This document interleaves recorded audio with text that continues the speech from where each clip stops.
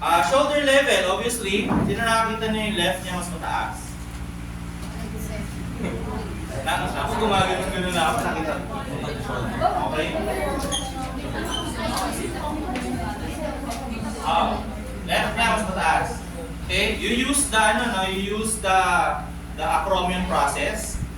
Okay? And you can also support that finding with the bulkier side of the trapezius. Okay? So sorry, hindi ko nalagay dyan yung bulk ng traps. No? Usually, yung bulkier traps, siya rin yung mas mataas na shoulder. No? Kasi nga, elevator ito ng shoulder.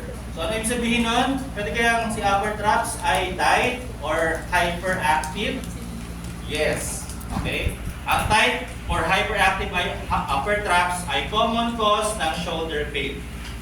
Okay? Kaya kung tatanungin natin siya, kung tayo isang magaling na clinician, we have shoulder pain. Yes, minsan. Wala. Okay, good for you. Okay? Sooner or later, magkakaroon. Okay?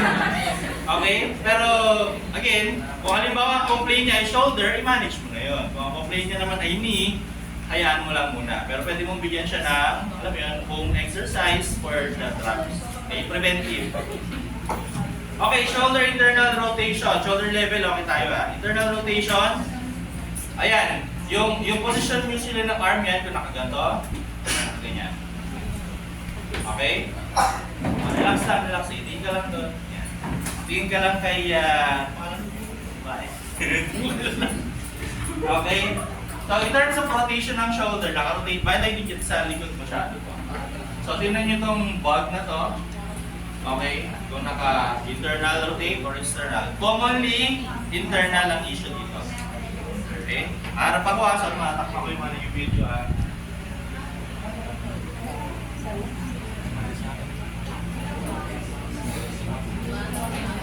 Okay? Okay? Parang hindi naman naka-rotate. Okay? Titignan nyo yung buong kamay niya, buong arm, buong upper external.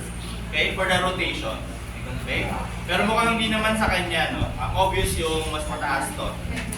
Okay? Okay, so that's it. Yung iba ganito yung sura, di ba? Sabi mo, relax, parang ganyan.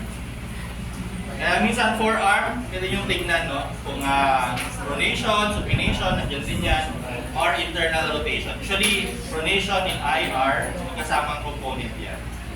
Okay, nagayon siya. Okay? Yan. Tapos, sige na lang. Bagsak lang. Halimbawa, nakita nyo naka-IR to. Okay, ano possible mga silang, ano nyo? Pecs, diba? So pwede mong, okay lang, hawakan mo ito, titignan ko lang kung matigas. Okay? Kabilang side, no? Okay? So again, pecs, no?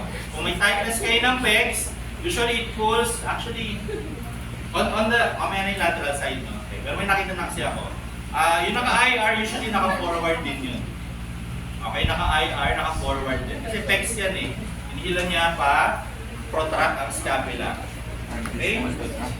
Okay, arm distance to the trap. Ito yung tsura ng mga obvious. Nakaganyan, diba? Standing yung nakaganyan. Sa slides ng posture, meron dong example. Kita-kita na nakaganyan yung arm. Okay? Sa mga nakakita na ng slides. Okay, so yun, no? Sige, bagsak lang yung kamay sa sides. Ito, naka-abduct ko si ano. Kahit sa likod, pwede makita siya. Yan, sampalan natin yan. Parang pumasok dyan.